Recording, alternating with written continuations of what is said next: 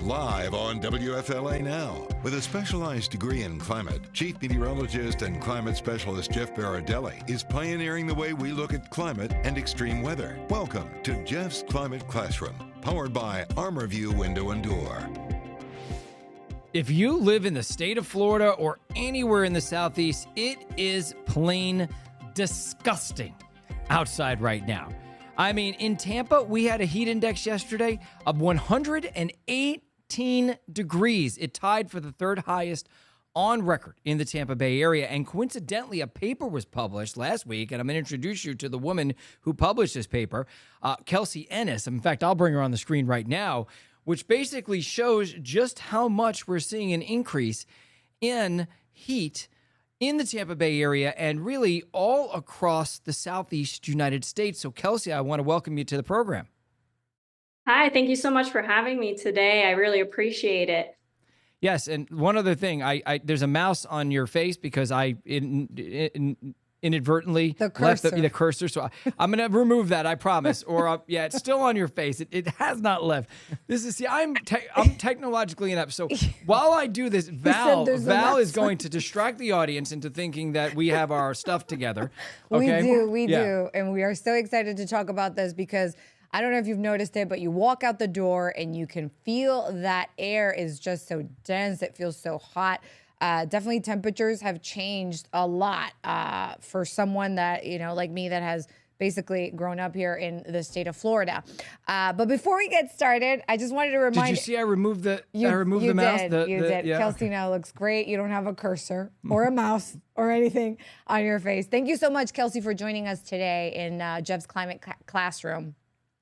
But Jeff, before we get started, I did want to let everybody know I am going to be monitoring any comments, questions that you may have both for Jeff or Kelsey throughout this episode. So let me know if there's anything that you want me to share with them. And also, I brought my trusty buzzer. We are going to use it. Kelsey, were you able to hear that? I don't know. No, I wasn't, but I saw it light up. I didn't mute it, and I honestly don't know how to mute it. Okay. So I don't think you're going to be able to use it. Just in case if we get There's too much stuff here. There's a lot going on. There's way too much stuff in this whole stream center at my fingertip. I have 15 computers, cameras all over the place. I can't handle this. I'm getting too old for this. But what a great topic. What a great topic. Jeff, take it over. All right. So with all that said, but in all seriousness, it has truly been extremely steamy. This is, obviously not always like this. This is the wake of what was Hurricane Debbie. Now we have this strong flow off the Gulf of Mexico, and the Gulf of Mexico was at record levels right before Debbie moved through. Water temperatures are a solid 4 degrees above normal, and we have all this air being advected, as we say in meteorology, or pushed right over us, making it extremely steamy. Kelsey, we had a dew point yesterday of 84. So that's why, it was horrible. And that, by the way, ties for the second highest dew point we've ever seen in the Tampa Bay area since 1940. So what I want to do is bring up a couple of graphics here. The first one is right here to show us just how hot it felt yesterday. It says today, but that was yesterday's graphic. Today did happen yesterday. Anyway, the temperature was 91, so that's a normal temperature for us. But the dew point was 84, and so the feels like temperature ended up being 118, tied for the third highest heat index on record in Tampa. And I'm just going to go through some of these graphics, and then we can discuss everything. One of the findings, Kelsey, and I know you'll talk about it in your paper, is that mornings are warming faster than daytime across the Southeast and specifically on the Gulf Coast. Well, 60% of our record warm mornings, which, by the way, we had a record warm morning in Tampa today, they've happened in only the last 7 years. Think about that. Of all the records, and they go back, Tampa's records go back to around 1890. 60% of the record warm mornings have happened in the last 7 years, and a lot of that's due to the Gulf of Mexico warming. Here's another graphic. Number of 90-degree days has doubled since the 1970s, and probably the most incredible of all stats is that days with a heat index above 103 degrees. We used to average about 10 of those days in the 1970s, and now we average, just in the 2020s, at least 45. By the time we're done with this year, it's going to be closer to 50 or maybe even 60. So, Kelsey, what we're seeing here on the ground right this week is exactly what you found in your paper, right? Absolutely. So why don't you tell us a little bit more about some of your findings, and then Val will get into the mix with some. Go ahead. I did Val, want to do you ask a question because sure. we did notice that in your paper, in the paper that you published, you mentioned that Tampa was in the top 5 locations in the largest daily mean wet bulb globe temperature trends. Can you explain what that means? Well, right. So first, let's explain what wet bulb global temperature is. Okay, Kelsey? Yes. Wet bulb globe temperature is quite complex. It is the most comprehensive measure of heat stress on the human body, which is why in this project we chose to calculate it. And to calculate it, it seems like it would just be a simple formula, as it only really has 3 variables in the formula.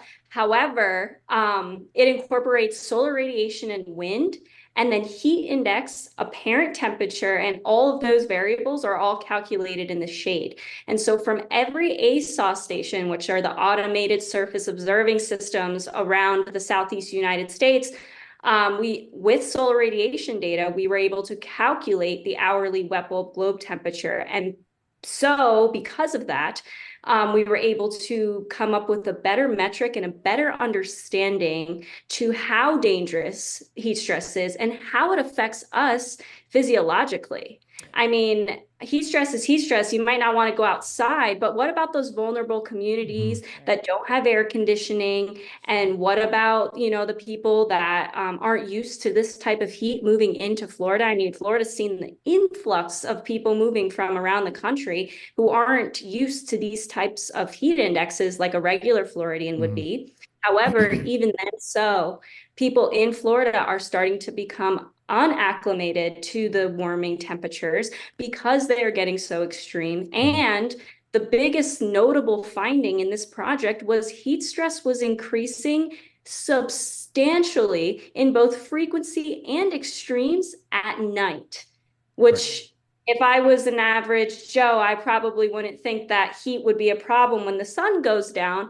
But with, the coastal cities, especially Tampa Bay being right there next to the Gulf of Mexico, which you had already mentioned is warming, you get that when the sun goes down, I mean, you still get the warming from the Gulf, and you still have the humidity and temperature kind of being around the same. So even though the temperature may drop, like you said, humidity makes it feel a lot warmer, and the Gulf is just feeding that humidity into Florida. And the nighttime heat stress, I think, is what is most worrying from this project. So I have a question. What's the difference between wet bulb temperature and the feels like temperatures? So it feels like temperature outside is kind of like to explain this like in the best way is like how you would feel walking outside. So like if it's 94 feels like 102, it's mostly kind of trying to calculate humidity factors in there as well. So what you're feeling both temperature wise and then humidity. However, wet bulb globe temperature takes in so many iterative complex formulas that allow it to be a more robust analysis. So it's essentially a better feels like temperature. Yes, right? Yeah. It's a better temperature. So for people at home, from what I read in your paper, heat index is simply just the temperature and the humidity, whereas wet bulb globe temperature is the temperature, the humidity, but also the sunlight, and then also the wind speed, which is a better measure. Because if it's windy outside, it always feels just a teeny bit better. So one other thing, and this is something I was talking about with Rebecca Barry, one of the meteorologists in the department, wet bulb globe temperature is a horrible name. It needs to be rebranded as something that people actually would say in everyday conversation. So we're going to start a campaign, unless you're against this, Kelsey. We're going to rename this wet bulb globe temperature because it's horrible. People always ask me, people who are in the mix, people who are interested in climate always say, Jeff, why don't you talk about wet bulb globe temperature? And I'm like, and I always think to myself, no one knows what that is. No one is ever going to adopt that term. It needs to be renamed. But it's very important because it determines our ability to actually tolerate heat. That's what that is, right? It gives us a measure of can the human body really can tolerate this much heat, or is it above the tolerable threshold? And a lot of recent studies are saying that we're getting to the point where we're seeing more of these days that are just intolerable to human beings in the Middle East, and pretty soon that'll be along the Gulf Coast too, right? Absolutely. But honestly, with the renaming convention, it would be a little bit tricky because you have to think about other variables like natural wet bulb globe temperature, black globe temperature, wet bulb globe temperature. I mean, there's so many different like metrics that come into play and different naming conventions. And I agree. I don't run around every single day going wet bulb globe temperature, wet bulb globe temperature. You would look like a maniac. Yes, but since there's so many other variables that kind of sound similar, like renaming it, we would have to come up with something like really solid that would like separate it from everything else. Let's work on this, but I'm just thinking it needs to be conversational. Like Rebecca, what did you say before? You said like experiential temper, like the experience temperature. We got to come up. We can do better than that, but it's a really good start. It needs to be conversational. Okay, so listen, let's walk away from that for now. But listen, I want to ask the viewers. I want to ask the viewers if you have a good name for this, and please no expletives. Okay, just stay away from it. But if you have a name, we can rename the wet bulb globe temperature to make it something that I can actually say, and everybody wants to talk about. Please put it on the Facebook. Yes, the Facebook. Okay, Val, what's your next question? So another of the points was that Tampa had the second largest trend out of the 40 stations that were examined in nighttime extreme intensity, and New Orleans also came in close. Can you talk a little bit about that? Yeah, so New Orleans was ranked first. New Orleans had about a 0.48 degrees Fahrenheit per decade, and Tampa was right around 4.5 or 0.45, excuse me, 0.48 and then 0.45 degrees Fahrenheit per decade. And so those two stations are seeing the effects of the Gulf, the warming of the Gulf. And coastal cities, I mean, Miami was on a few of the lists too for nighttime heat stress because of its proximity to even the Gulf Stream.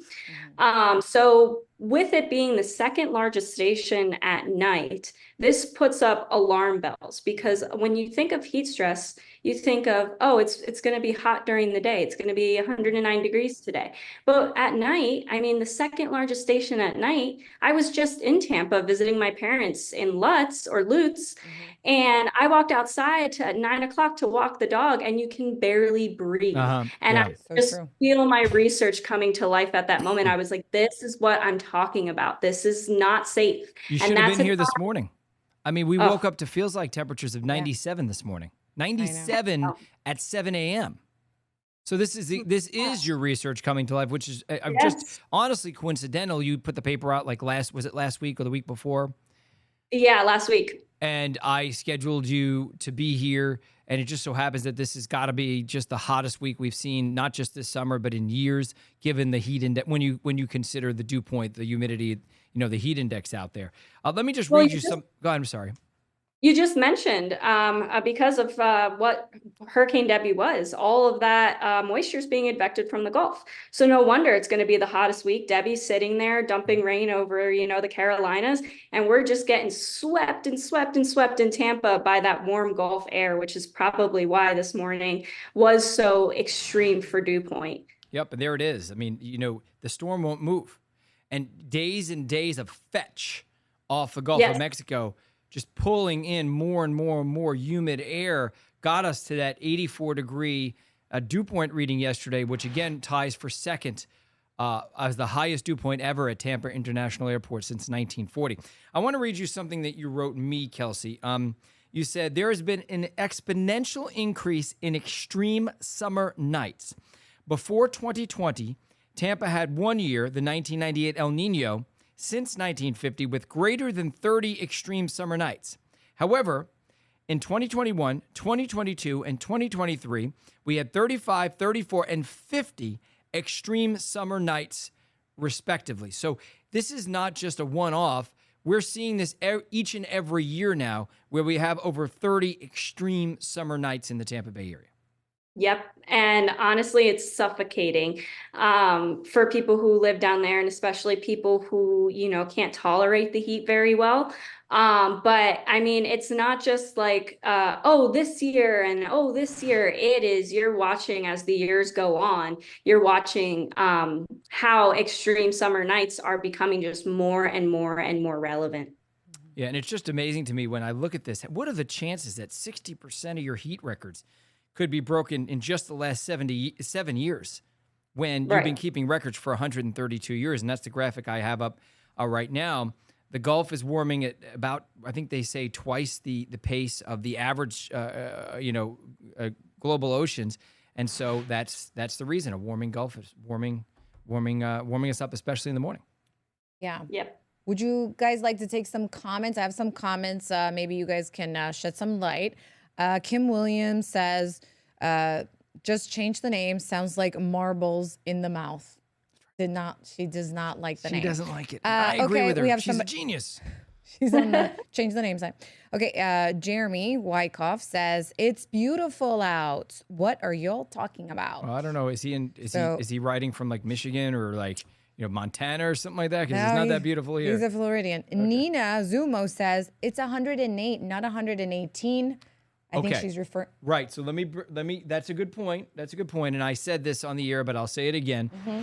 This was a graphic I made yesterday. That's why it says today. I should have changed it. I didn't do it. My fault. You know what? I can do that right now. If you can distract everybody, Val. Nina, you were right.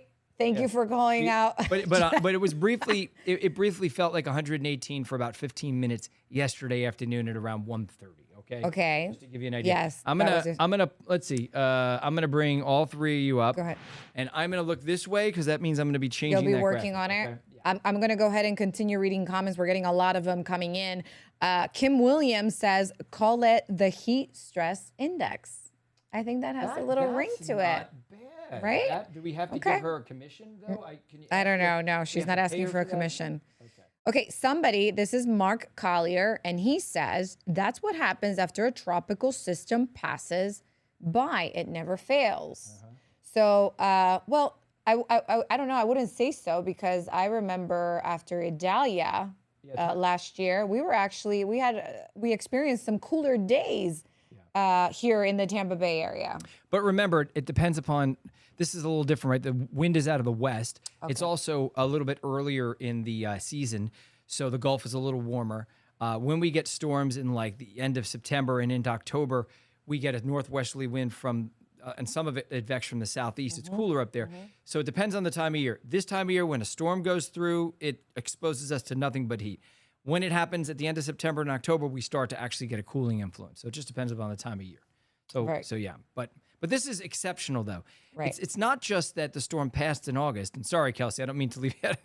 It's also that the storm hasn't moved and it just keeps pushing because it's stuck. It just keeps pushing that west wind for days and days and days, and that makes it even soupier outside. Mm-hmm.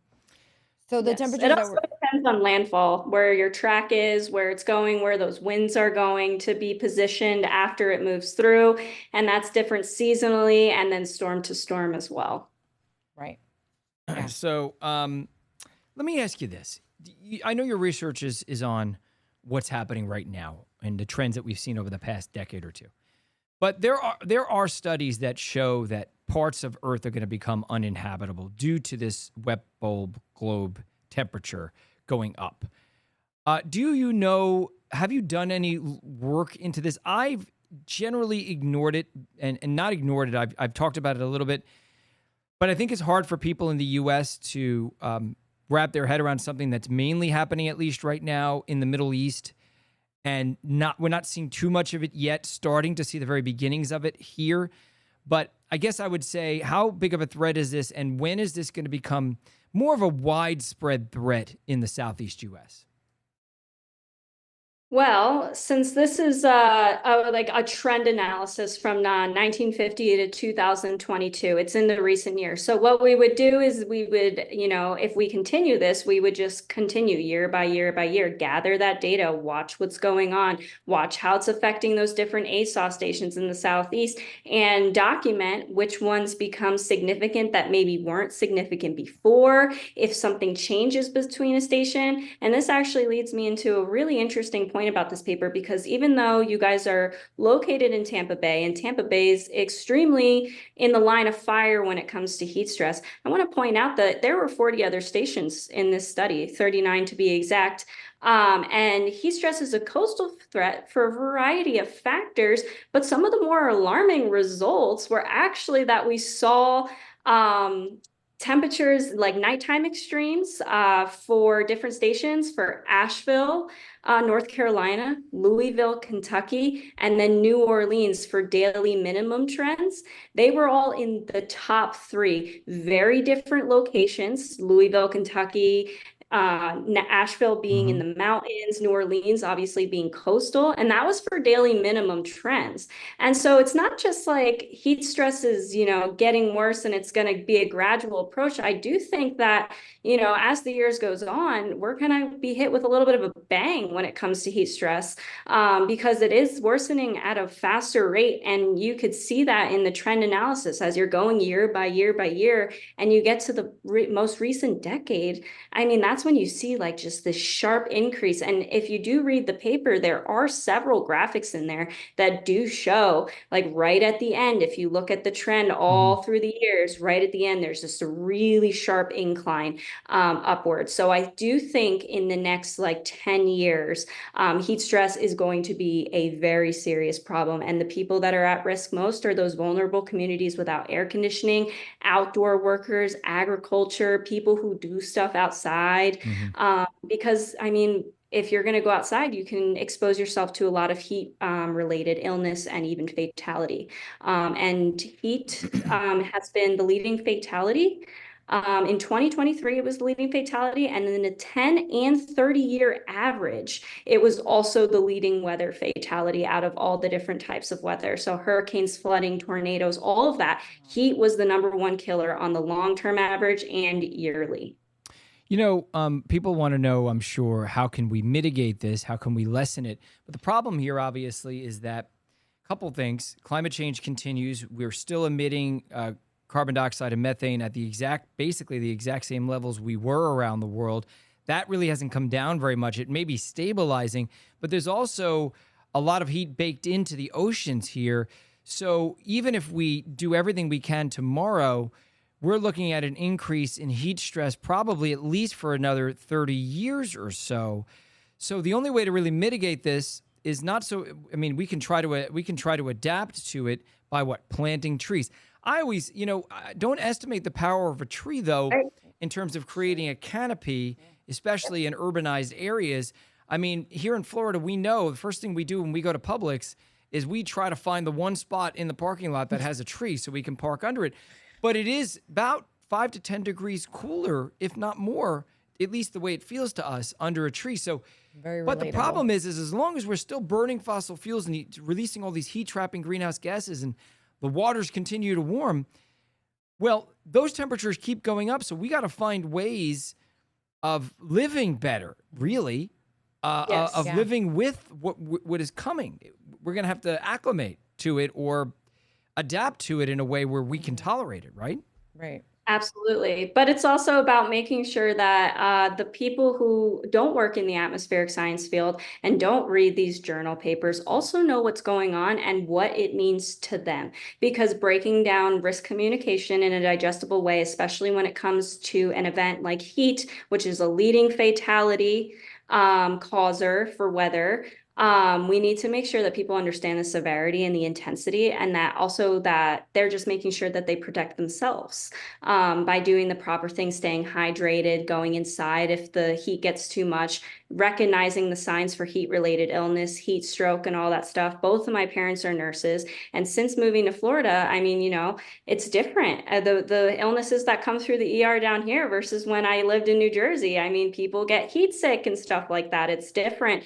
And if you look at hospital documentations during, warmer times of the year, a lot of the ER documentation will tell you that heat is the reason that this person had to come in. They got heat sick or heat stroke or something like that. And so it's really just important that everybody understands that just because you think, oh, I've been living in Florida for 20 years, I'm used to the heat, doesn't mean that you're used to the heat that's going to come. Right. It is changing for sure.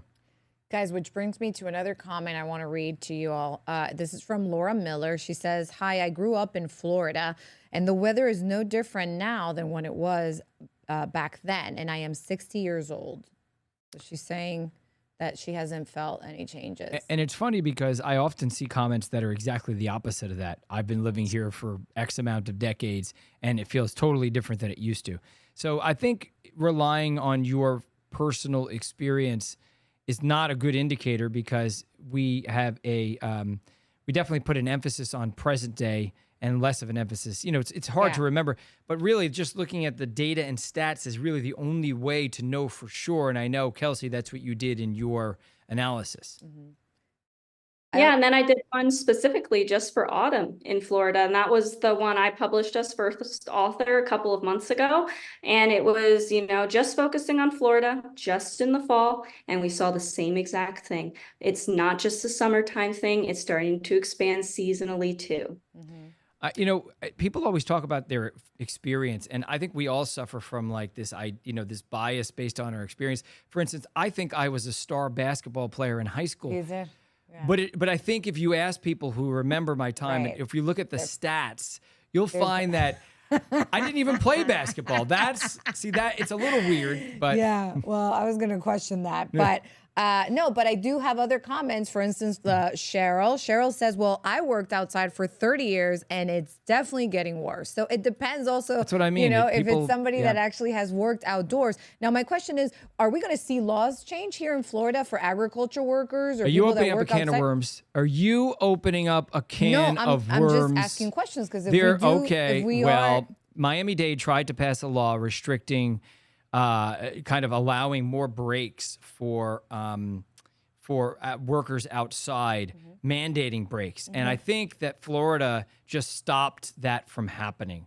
So there is a battle between woke and non-woke in the state of Florida, Val. If this is the can of worms you want to open up, there were a lot of people advocating for mandated breaks and from the heat and water. Yeah. And that and you tell me, Kelsey, that's gone now, right? The state of Florida said, you can't. We're not mandating breaks. Well, and that's another thing that puts us we question as scientists. I just spent, however many years of my life on these two papers that I have out. And, it's a lot of work. It's a lot of effort, and there's results there. And so it's like, I'm a really big science communicator. And if I'm communicating the science and they're not listening, what else can we do? I wish I could do more, but it's like really about pushing and pushing and pushing until they crack. Because honestly, if they want statistics and they want more results, then all we have to do to add to this project is add all the physiological issues that happen to people outside in heat, and then also add all the hospital records from every single major hospital around Florida during different seasons, and then do a statistical test on how many of those ER visits were heat related, for people to really understand and really grasp. But if you just tell them, hey, heat's getting worse and people need breaks, they're like, oh, you're fine. You've lived in Florida. You're used to this heat. It's unfortunately, this got caught up in the whole woke thing, and there's this big political, this side versus that side, when in reality, this is really detrimental to people. It's really harmful to people. It's really dangerous to people. And there's a lack of us, passing laws to actually care for people because of this back and forth in the political, spectrum. This shouldn't be politicized. Weather and climate shouldn't be politicized. It should have just been left out of politics, but unfortunately everything gets politicized these days. Oh, yeah. And that's what's frustrating for us when we do just extraordinary work like this. Me and every single one of my team members, I shout them all out. They all did something to make this project what it was. And for us to find these results and then have us told no because of a woke movement, it's like, no, take us out of that. We're trying to save lives here. This has been going on since the dawn of time, unfortunately. Galileo, Copernicus, all the scientists that, showed inconvenient data to the powers that be were often shunned. So you're in good company, Galileo and Copernicus. That's not bad, Kelsey. All right, so one more question, and then we got to go because I have to get ready for the 5 and 6 o'clock show, and Val has to get ready for her shows too. So what do you think, Val? I'm gonna read a comment. We're getting a lot of comment more than questions, so maybe you guys can tackle this. This is from Dan Christopher, and he says you're cherry picking with the heat illness as a valid metric.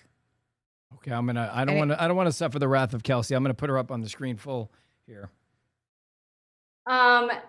He's saying I'm cherry picking with the heat illnesses. Yes, as a valid metric. Yeah, as a valid metric.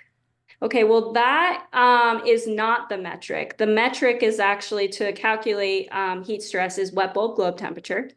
And wet bulb globe temperature is the comprehensive measure of heat stress on the body. We use that metric to then understand how heat has impacts on human physiological health. And then from that, we can understand the heat-related illnesses that come with worsening heat stress. What are we seeing more of? Heat stroke, heat sickness, headaches, passing out, dehydration, all that kind of stuff. So actually the main metric here is wet bulb globe temperature, and it trickles down and helps us figure out a lot more other aspects of this project that we can add. It's not really cherry picking saying, oh, it's going to be a heat-related illness, but it's more of a warning of this is what's going to happen and this what can happen. I put up a graphic there just to show there's no cherry picking. These are just numbers. Nobody's manipulating the numbers. This is just the reality. In the 1970s, we averaged around 10 days with a heat index over 103 in Tampa. Now we average in the 2020s, so for the last 3-4 years, and it'll be 5 years soon, about 45. And it's going to go up because this summer is obviously a very hot summer. Yeah. 4 times the number of days above 103 heat index. That is not in any way, shape, or form cherry picking. That's just simply what the numbers tell us. Okay, with all that said, Val. Yes. I think we're going to have to end it here. Kelsey, you have been great. Thank you very much for coming on the show. Val, of course, Kelsey, you're always great. You make me so much better at my job. I appreciate it. I appreciate it. You're at least likable to the public. Me, not so much. Val, though, very likable. Well, yes, a little likable. You're a little well, thank you guys so much. You're welcome. I just want to tell everybody, if you want to go to the website and read more about Kelsey's research or more about what's happening in the Bay Area, go to our website, click on the weather tab, scroll down to Climate Classroom. You will find an article in there from today where we talked about how hot it felt yesterday, 118 degrees, and then some trends that we've seen in the Tampa Bay area. And also, you can find this show on YouTube later today. We'll package it up, send it to YouTube. Of course, you can always watch it on WFLA.com. You can watch it on our Facebook page.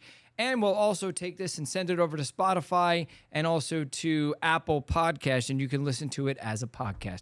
All right, so I want to thank you, Kelsey. I want to thank you, Val, and I want to thank you at home for joining us this week for the Climate Classroom. I will see you again next week. Watch or listen to Jeff's Climate Classroom, powered by Armor View Window and Door on WFLA social media platforms, and find Jeff's climate reports on WFLA.com.